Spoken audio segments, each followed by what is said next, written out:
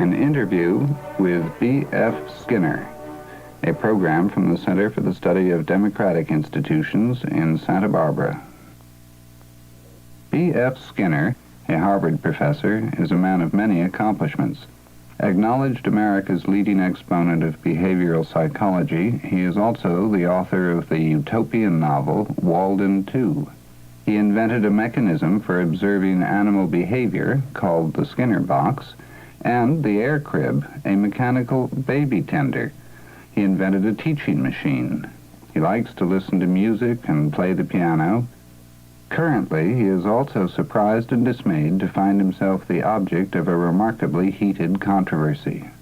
Dr. Skinner stirred up this controversy with his best-selling book, Beyond Freedom and Dignity. His book described what he calls operant conditioning and its implications for human life. The implications frighten some readers, but others share his hope that operant conditioning will radically improve the quality of our lives. The Center for the Study of Democratic Institutions held a conference to discuss with Dr. Skinner both his theories and their implications. During a break in the proceedings, Center Fellow Harvey Wheeler, who organized the conference, talked with Dr. Skinner about operant conditioning. Mr. Wheeler recognized that Dr. Skinner's specialized terminology makes it difficult to fully understand his theories. He therefore started his interview with questions aimed at clarifying this terminology. He is just asked about the difference between operant conditioning and other approaches that depend on stimulus and response. He gives the carrot and the stick as an example of stimulus, but Dr. Skinner demurs.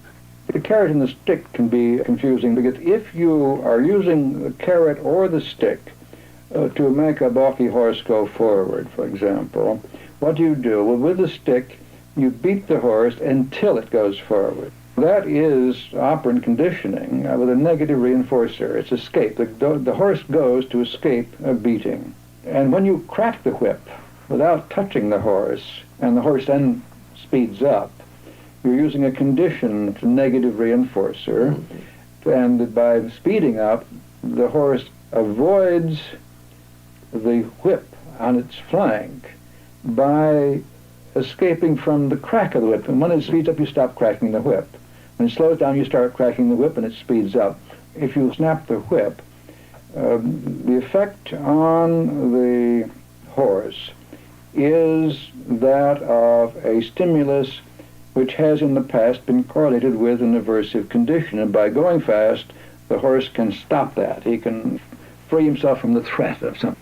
Now with the carrot, if you hold the carrot a few inches away from the horse's head and keep it going ahead, or if you have it on a stick fastened to the horse's neck so he never reaches it, you're taking advantage of something which has happened in the past history of the horse. So the carrot is a kind of discriminative stimulus also, you see. In a sense, the carrot and the stick are closer to the operant pattern than they are to the reflex pattern. But they're not clear-cut examples of... Well, in any case, what we want to do is to make the distinction. Harvey Wheeler is the speaker. And when we're talking about the operant pattern, we're talking about the idea of a reinforcement. That's right. And not the idea of a stimulus. Yes, although stimuli are brought into the picture when they are part of the contingencies. Yeah. And the idea of the reinforcement is something that follows behavior. In a given setting. In a given setting. That's the important thing, the third term. Yes. That has the tendency to increase the probability that the specific behavior will occur in the future. Yes, that's right. And so we're talking about a reward system that follows behavior in a given setting, and the increase the probability of the response, and that reward can be either positive or negative. That's right. It can be in the form of food or some other thing that is a good in itself to the organism, or it can be in the form of the removal of something that is unpleasant to the organism. What we call good and bad. These are our own ways of describing events according to these effects on us. These are things that follow the behavior in that setting and increase the probability, and it can be either the withdrawal of something that is unpleasant, in return for that behavior, or the adding of something that is pleasant. These are positive reinforcements and negative reinforcements. They're reinforcements because they increase the probability of the behavior. Right. Yes. Older ideas tend to confuse us when we're thinking about these things. How do we make it clear that when we're talking about a negative reinforcement, we're not talking about punishment? Punishment would be defined as the reversal of these contingencies. If giving food to a hungry organism is reinforcing, then removing food from the presence of a hungry organism and forcing it to stop eating would be a punishment. And you could do this if you chose some other response the organism is engaging in, and if every time the organism does that you remove food or a stimulus which in the past has preceded food, then you would be punishing that particular response. Let's take a simple example, and this is the example of the hot stove. Yes. And you want to teach the child that hot stoves burn. Yes. So you take a controlled experiment in the situation. Yes. And you make a very, very minor little demonstration to the child that if it touches a hot stove, it's going to get burnt. Yes. Now that's a punishment. That is, because you're trying now to suppress behavior rather than produce it. You want to suppress behavior, Yes. right. Now, so producing a negative reinforcer or removing a positive reinforcer are the kinds of things which are called punishments. now the question that I have in mind is whether or not operant conditioning works better with regard to an aim that is positive performance than it does with regard to an aim that is directed toward avoidance. Well, that is an interesting question. I would suppose that punishment is part of the operant picture, at least it's part of the contingency picture. Mm-hmm. And I wouldn't call it reinforcement, but it is certainly the kind of thing which an operant laboratory is dealing with all the time. I think the issue here has to do with what is the effect of punishment. Normal belief is that it reverses rewards. If you have reinforced a rat for pressing a lever by giving it food, and then you punish it when it presses the lever, it comes back to nothing. It's back where it was in the first place. Well, that's not true. You can show that if you remove the punitive sanctions, the behavior will come back. But something has happened, definitely, that has reduced the tendency to press that lever. And what you look for then is the possibility that there has been reinforcement of incompatible behavior. If you have been punished by touching a hot stove, let's say that the stove is the kind of thing you do tend to touch. You've got to have the behavior there to begin with. Well, children touch everything. Yes, exactly. That's part of the phylogenic equipment they come with. You reach out and you're burned. Now, what has happened? Are you any less likely to explore things in the world? I think not. But when you come in the presence of this hot stove again, there is a condition built up through conditioning which is aversive. And by turning away from the stove, you can reduce that aversive stimulus. So turning away from the stove is an operant reinforced by the reduction of a conditioned aversive stimulus. And that you can also get that if you are a humane person, don't want a kid to get burned, you can slap him or warn him or use some lesser punishments. That's a second degree yes. performance, however, because yes. actually all you're teaching the child is that he doesn't want to get slapped. You're not necessarily teaching that stoves burn. Right. That you're teaching him that there are other things which he can do. This is like arresting a man for speeding. Which will reduce the conditioned aversive effects of a hot stove. Mm. And this is like arresting a man for speeding. Your argument there is that what you're teaching in this situation is not that he should not speed, but rather that he shouldn't get arrested. That's right, but the humane society arranges things so that you aren't exposed to the natural consequences of driving fast, but to synthetic ones which have been arranged by society to build behavior which enables you to avoid. But you cannot use, strictly speaking, positive reinforcement that is designed to produce performance very efficiently to produce avoidance? Well, this is the core question of the design of a culture, I think. Should we only use forms of punishment to suppress the behaviors which are dangerous to the individual and to others, or can we design a world in which they will never occur? Supposing you like objects of art and you have a low coffee table and you have a little breakable object on that. And then you bring a 2-year-old child into that room. Well, this is absurd, of course, because this little object has been designed to be attractive. That's the whole point of it. So the child reaches for this, and then you slap him. Well, rather than suppress that behavior in a small child, I would say take the object away before you get into the room. Let's change the environment in such a way that there is less behavior, less behavior will occur which has to be punished. Well, now that means a fairly austere culture, then, if you're talking about a culture on this basis. I'm not sure, Harvey. Take, for example, the whole question of delinquency in bad neighborhoods and so on. Now, if you say, oh, we need more law and order, we've got to teach these young people that they can't steal, and, well, we get a bigger police force and so on. Or you might introduce educational programs into schools that stealing is bad, and religion might come in and say, thou shalt not steal, and this is some kind of a sin or something like that. But why not find out why kids steal? They can't get jobs and buy what they need. They don't have much of their own and so on. Now, the humane solution seems to me, rather than to continue to let people go all their lives with nothing and then punish them when they steal, find out some sort of a system whereby they can get things in a mode that is not punished. Well, for society to operate according to operant conditioning principles, then the society would have to be relatively equalitarian. I'm not sure of that either. There's no doubt in my mind at all that one of the great steps we've got to take is to reduce the affluence of affluent society. I used to think that our role in the world was to bring everybody up to our level. But when you stop to think of 1 billion Chinese driving, what, 500 million motor cars over millions of miles of superhighways all over China, burn up the supplies in the world at once and pollute the environment forever.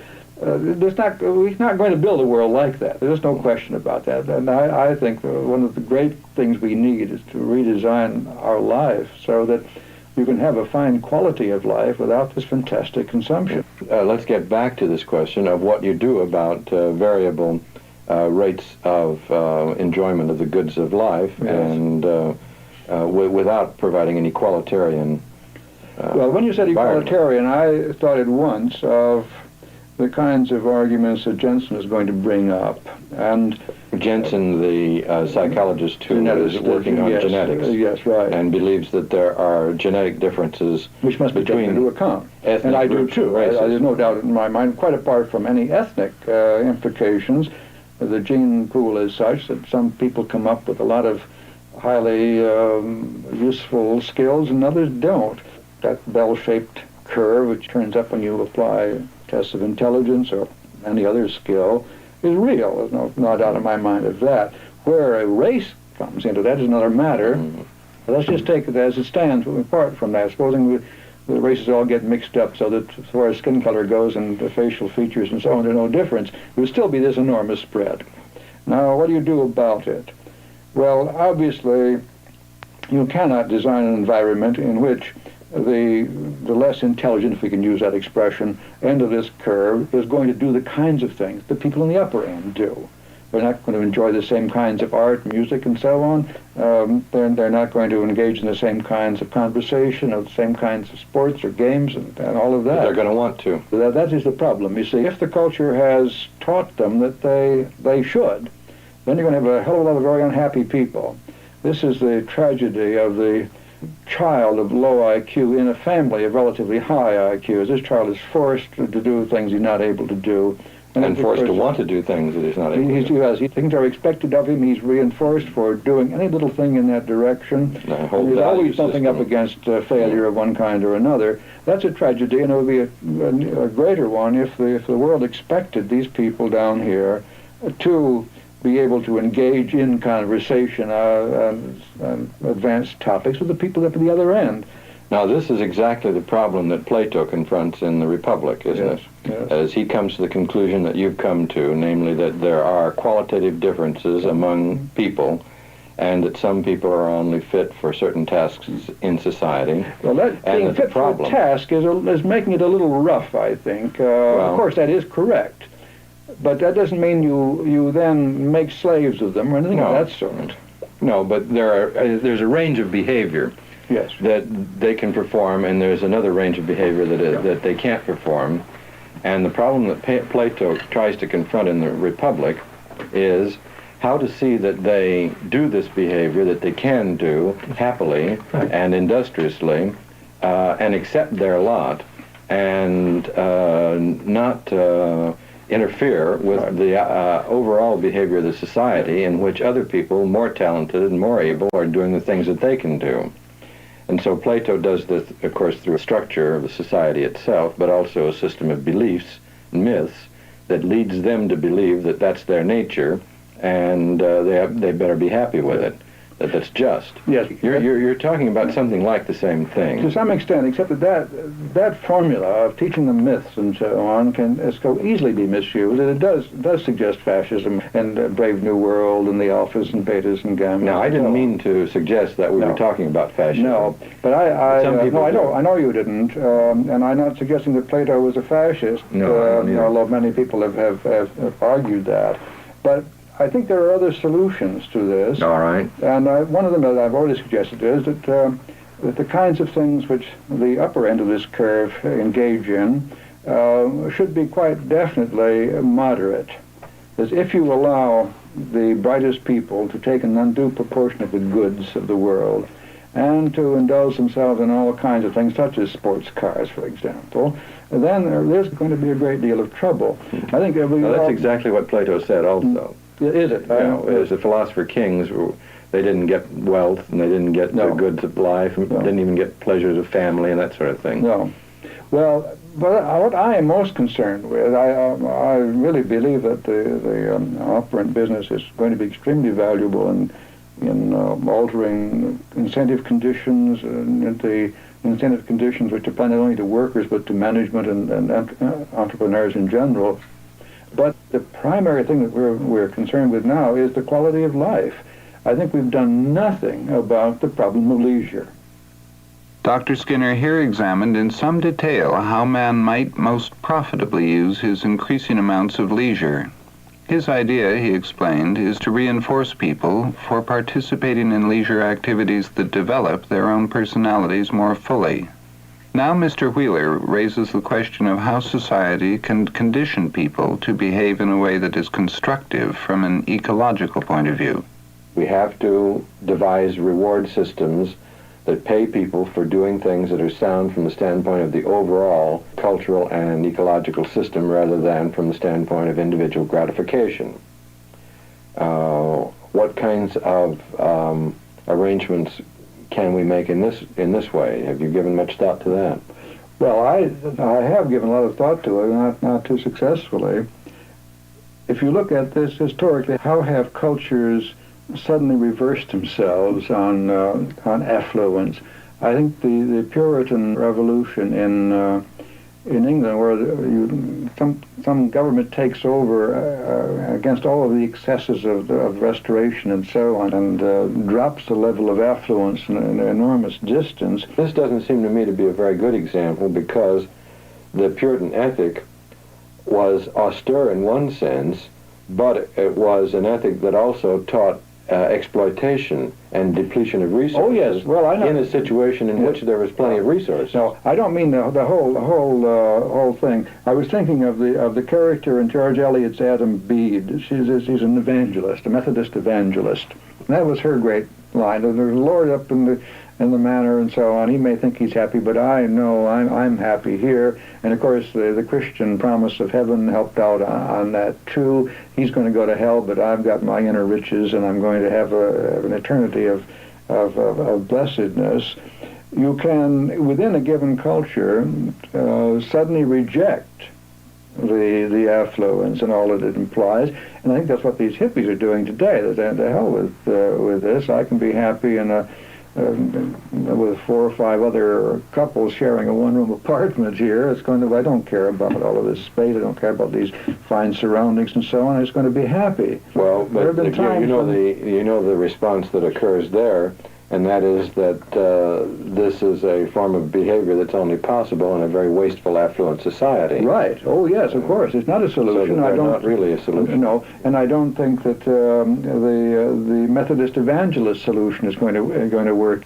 What can be done? How does one go about making the more remote consequences of a cultural practice effective against the immediate gratifier?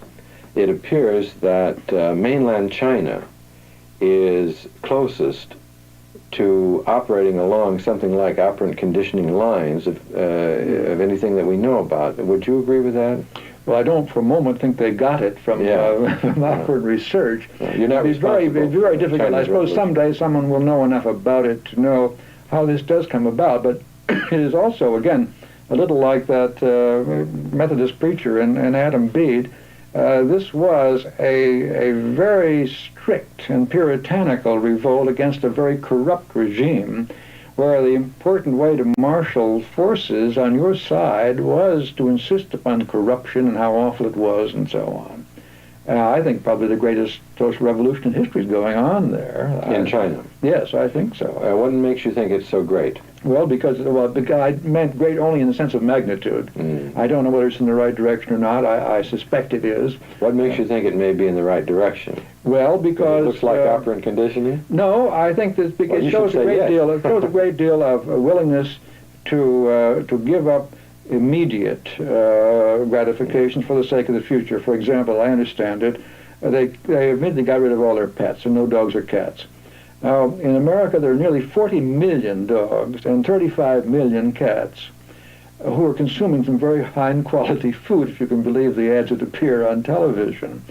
How many people could live on that food in the world today if we just decided not to have cats or dogs around? Now, I'm not a cat lover or a dog lover. I know there are many people who are, and we regard this as a horrible suggestion. But I think a culture might very well seriously consider whether it can afford to have pets until it is actually feeding its people. And that's the kind of thing where the pleasure of having a dog around or the pleasure of having a cat and so on is one of those immediate kinds of things which I think need to be foregone if you are seriously taking the more remote consequences of a culture into account. But beyond that, the ways in which the Chinese have managed to both get rid of a number of traditional folkways and cultural practices, such as the family system and the authority of the elders and so on, and at the same time introduce new practices that they deemed would be more productive for the society. The methods they've used appear to have been operant conditioning methods. That is, they appear to have used positive reinforcers rather than punitive measures. Yes, I think that's true. Of course, there are the usual statements about how many million people have been murdered in the act of converting the country and so on. And of course, there's a good deal of informing on your neighbor and that kind of thing, so that you are always under some kind of big brother supervision. I talked with a woman recently who was there a number of years ago, and she was walking along the street, and she picked up a little bit of a ceramic, maybe probably a broken pot or something. That had a nice sheen, so he took it home. And shortly afterwards, a knock on the door of a hotel, and the police came in and said, "You have been reported as having confiscated property of the government." And some child had seen her do this, and the child had been taught that he was to report this kind of thing. Well, I can't believe that people are 100% under operant control when that kind of thing's going on. Yeah. Dr. Skinner ends the interview by describing some of his aspirations for man. Look upon me as a person who is very much concerned for the future of his way of life because it's been made very important to him by his own education and so on. So, for some reason, I am very anxious to produce a better human condition than we now have. In my own culture, in the culture of the whole world, I would like individuals to spend much more of their time doing the things they want to do than the things they have to do. And I mean by that the things they are reinforced for rather by positive reinforcers rather than the things they're reinforced for by the escaping negative reinforcers or the threat of negative reinforcers. And I would want this to happen in such a way that they would be far more achieving than they are now, and in traditional terms would be given much more credit for what they do than would now be the case. I believe that a world in which this happens will be a world which is much freer of disruptive, time-consuming struggle against those who are coercing you and so on, and also a world in which the individual would develop to the point at which, if there is ever an emergency, he'd be most effective in solving problems and contributing the things needed to save the culture. You have been listening to a conversation between B.F. Skinner, author of Beyond Freedom and Dignity, and Harvey Wheeler of the Center for the Study of Democratic Institutions.